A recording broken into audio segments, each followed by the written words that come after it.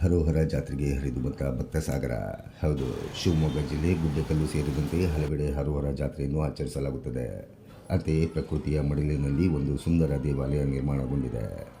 ಶಿವಮೊಗ್ಗದಿಂದ ಕೇವಲ 5 ಕಿಲೋಮೀಟರ್ ದೂರದಲ್ಲಿರುವ ಗೋಂದಿಚಟ್ನಹಳ್ಳಿ ಸುಬ್ರಹ್ಮಣ್ಯ ಸ್ವಾಮಿ ದೇವಸ್ಥಾನ ನಿರ್ಮಾಣಗೊಂಡಿದ್ದು, ಆಷಾಢ ಮಾಸದ ಶುಕ್ರವಾರದಂದು ಇಲ್ಲಿ ವಿಜೃಂಭಣೆಯಿಂದ ಆಡಿಪೂಟಿಗೆ ಹರೋಹರ ಜಾತ್ರೆ ಆಚರಿಸಲಾಗುತ್ತದೆ.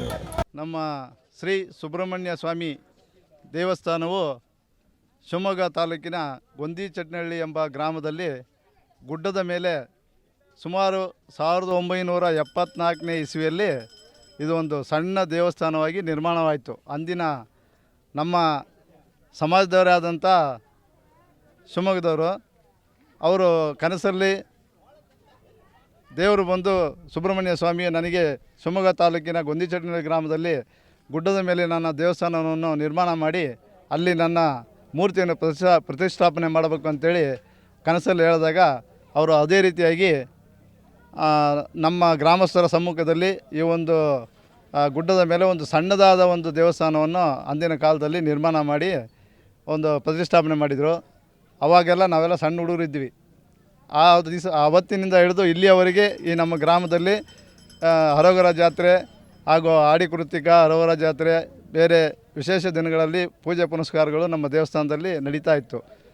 ಆ ಒಂದು ದೇವಸ್ಥಾನ ಕ್ರಮೇಣವಾಗಿ ಶಿಥಿಲಗೊಂಡು ಅದು ಬೀಳುವ ಪರಿಸ್ಥಿತಿಯಲ್ಲಿ ಇದ್ದುದರಿಂದ ನಾವು ಕಳೆದ ವರ್ಷ 2024ರಲ್ಲಿ ಈ ಒಂದು ದೇವಸ್ಥಾನವನ್ನು ತೆರವುಗೊಳಿಸಿ ಒಂದು ಹೊಸದಾಗಿ ಒಂದು ದೊಡ್ಡದಾದ ಒಂದು ದೇವಸ್ಥಾನವನ್ನು ನಿರ್ಮಾಣ ಮಾಡಬೇಕು ಅಂತೇಳಿ ನಾವೆಲ್ಲರೂ ಒಂದು ತೀರ್ಮಾನ ಮಾಡಿ ಆಗ ಆ ದೇವಸ್ಥಾನ ಕಟ್ಟಲಿಕ್ಕೆ ನಮ್ಮವರೇ ಆದಂಥ ಪ್ರಕಾಶ್ ಅವರು ಅಧ್ಯಕ್ಷತೆಯನ್ನು ಕೊಟ್ಟು ಅವರಿಗೆ ಅವರ ಸಮ್ಮುಖದಲ್ಲಿ ಈ ಒಂದು ಕಲ್ಲಿನ ದೇವಸ್ಥಾನವನ್ನು 11 ತಿಂಗಳಲ್ಲಿ ಈ ಒಂದು ಸುಂದರವಾದ ದೇವಸ್ಥಾನವನ್ನು ಈ ಸುಂದರವಾದ ಪರಿಸರದಲ್ಲಿ ನಿರ್ಮಾಣ ಮಾಡಿ ಕಳೆದ ವರ್ಷ ಅಷ್ಟೇ ಆಡಿ ಕೃತಿಕದ ಹಿಂದಿನ 3 ದಿನಗಳ ಹಿಂದೆ ಈ ಒಂದು ದೇವಸ್ಥಾನದ ಉದ್ಘಾಟನೆ ಹಾಗೂ ಕುಂಭಾಭಿಷೇಕವು ವಿಜೃಂಭಣೆಯಿಂದ ಈಗಾಗಲೇ ನಡೆದಿದೆ. ಸಂಪೂರ್ಣ ಕಲ್ಲಿನಿಂದ ನಿರ್ಮಾಣಗೊಂಡಿರುವ ಈ ನೂತನ ದೇವಾಲಯ ನೋಡಲು ಕೂಡ ಬಹಳ ಸುಂದರವಾಗಿದ್ದು, ದೇವಸ್ಥಾನದಲ್ಲಿ ಪ್ರತಿ ಹುಣ್ಣಿಮೆಯಂದು ಪಲ್ಲಕ್ಕಿ ಉತ್ಸವವನ್ನು ನಡೆಯುತ್ತದೆ.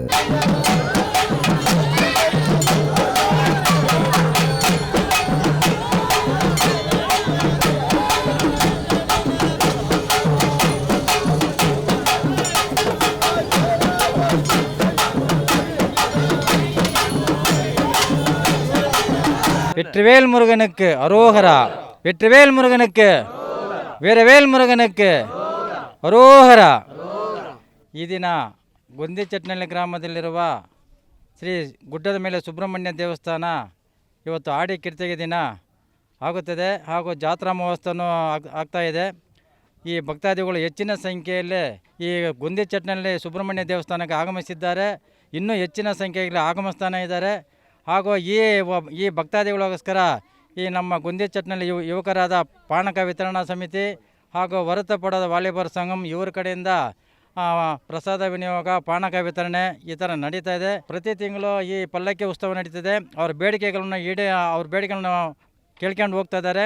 ಅದೇ ರೀತಿ ಬೇಡಿಕೆಯನ್ನು ಈಡೇರಿದೆ ಮತ್ತು ಇನ್ನೂ ಹೆಚ್ಚಿನ ಸಂಖ್ಯೆಯಲ್ಲಿ ಪ್ರತಿ ತಿಂಗಳು ಬರ್ತಾ ಇದ್ದಾರೆ. ಇನ್ನು ಹೆಚ್ಚಿನ ಸಂಖ್ಯೆ ಬೆಂಗಳೂರು, ಮೈಸೂರು ಈ ಕಡೆ ಎಲ್ಲ ಕಡೆಯಿಂದನೂ ಈ ಒಂದು ವಿಚಾರ ತಿಳಿದು ಎಲ್ಲ ಈ ಗೊಂದಿಚಟ್ನಹಳ್ಳಿ ಗ್ರಾಮದ ಸುಬ್ರಹ್ಮಣ್ಯ ದೇವಸ್ಥಾನ ಆಗಮಿಸಿದ್ದಾರೆ. ಹಾಗೂ ಈ ವಿಶೇಷವಾಗಿ ಈ ದಿನ ನಮ್ಮ ಶಿವಮೊಗ್ಗದ ಬೆಕ್ಕಿನಕಲ್ಮಠ ಮಹಾಸ್ವಾಮಿಗಳಾದ ಇವತ್ತು ಇಲ್ಲಿ ಪಾದಾರ್ಪಣೆ ಮಾಡಿದ್ದಾರೆ. ಅವರ ಆಶೀರ್ವಾದನ ನಮಗೆ ಇರಬೇಕಂತೇಳಿ, ದೇವರ ಆಶೀರ್ವಾದನ ಇರಬೇಕಂತೇಳಿ ತಮ್ಮಲ್ಲರೇ ಎಲ್ಲರಿಗೂ ತಮಿಳು ಜನಾಂಗದ ಮುಖಂಡರ ಕನಸಿನಲ್ಲಿ ಬಂದ ಸುಬ್ರಹ್ಮಣ್ಯ ಸ್ವಾಮಿ ಚಟ್ನಹಳ್ಳಿ ಗ್ರಾಮದ ಗುಡ್ಡದ ಮೇಲೆ ತನಗೊಂದು ದೇವಸ್ಥಾನ ನಿರ್ಮಿಸುವಂತೆ ಅಪ್ಪಣೆ ಮಾಡಿದರು. ಈ ಹಿನ್ನೆಲೆ ಹಲವು ವರ್ಷಗಳ ಹಿಂದೆ ಇಲ್ಲಿ ಸಣ್ಣದಾದ ದೇವಾಲಯವೊಂದನ್ನು ನಿರ್ಮಿಸಲಾಗಿತ್ತು. ಕಾಲ ಕಳೆದಂತೆ ಕ್ರಮೇಣವಾಗಿ ಆ ದೇವಸ್ಥಾನವು ಶಿಥಿಲಾವಸ್ಥೆ ತಲುಪಿತು. ಈ ಸಂದರ್ಭದಲ್ಲಿ ಜನಾಂಗದ ಮುಖಂಡರು, ಗ್ರಾಮಸ್ಥರು ಸೇರಿಕೊಂಡು ಒಂದು ಭವ್ಯವಾದ ದೇವಾಲಯ ನಿರ್ಮಿಸಬೇಕೆಂದು ಮನಸ್ಸು ಮಾಡಿದರು. ಅಂತೆಯೇ ಕೇವಲ 11 ತಿಂಗಳಿನಲ್ಲಿ ಸುಂದರವಾದ ಕಲ್ಲಿನ ದೇವಾಲಯವನ್ನು ಕಟ್ಟಿ ಸ್ವಾಮಿಯ ಪ್ರತಿಷ್ಠಾಪನೆ ಮಾಡಿದರು. ಬೇಡಿ ಬಂದವರಿಗೆ ಅಭಯಹಸ್ತ ನೀಡುವ ಈ ಸುಬ್ರಹ್ಮಣ್ಯ ಸ್ವಾಮಿ ದರ್ಶನ ಪಡೆಯಲು ಕೇವಲ ಶಿವಮೊಗ್ಗದಿಂದ ಮಾತ್ರವಲ್ಲದೆ ಬೇರೆ ಬೇರೆ ಕಡೆಯಿಂದಲೂ ಭಕ್ತರು ಆಗಮಿಸಿ ಸ್ವಾಮಿಯ ದರ್ಶನ ಪಡೆಯುತ್ತಾರೆ.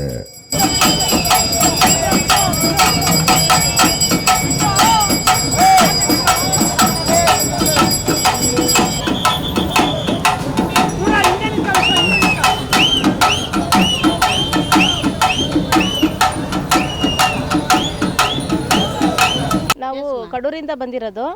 ನಾವು ವರ್ಷ ಆಡಿಕೃತಿಗೆ ಹಬ್ಬದ ದಿನ ನಾವು ದೇವಸ್ಥಾನಕ್ಕೆ ಬರ್ತಾ ಇದ್ದೀವಿ. ದೇವಸ್ಥಾನ ತುಂಬ ಚೆನ್ನಾಗಿದೆ. ಇಲ್ಲಿ ನಾವೇನು ಅರ್ಕೆ ಮಾಡ್ಕೊಂಡ್ರು ಇಲ್ಲಿ ಚೆನ್ನಾಗಿ ನೆರವೇರುತ್ತೆ. ನಾವು ಸಣ್ಣ ವಯಸ್ಸಿಂದನೂ ಸುಬ್ರಹ್ಮಣ್ಯನ ಭಕ್ತರು, ಹಂಗಾಗಿ ನಾವು ವರ್ಷ ಬರ್ತಾ ಇದ್ದೀವಿ. ದೇವಸ್ಥಾನ ತುಂಬ ಚೆನ್ನಾಗಿದೆ. ಇಲ್ಲಿ ವ್ಯೂ ನೋಡೋದಕ್ಕೆ ತುಂಬ ಚೆನ್ನಾಗಿದೆ.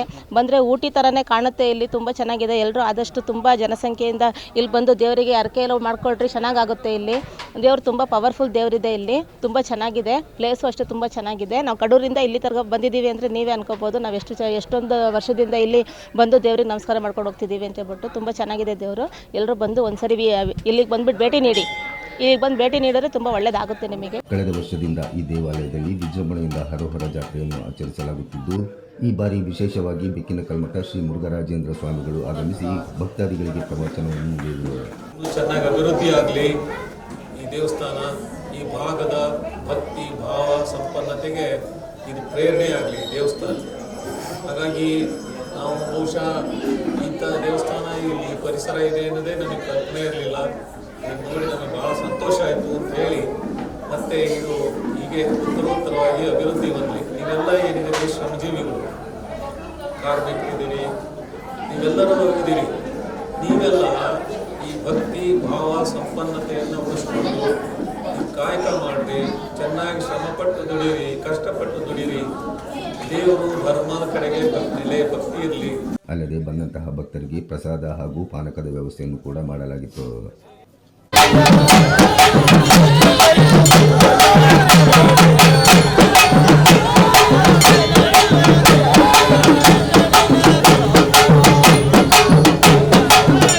ಸುಂದರ ಪ್ರಕೃತಿಯ ಮಡಿಲಲ್ಲಿ ಭವ್ಯವಾದ ದೇವಾಲಯವನ್ನು ನಿರ್ಮಾಣಗೊಂಡಿದ್ದು, ಇದೊಂದು ಅದ್ಭುತವಾದ ಧಾರ್ಮಿಕ ಹಾಗೂ ಪ್ರೇಕ್ಷಣೀಯ ಸ್ಥಳವಾಗಲಿದೆ ಎಂಬುದಂತೂ ನಿಜ.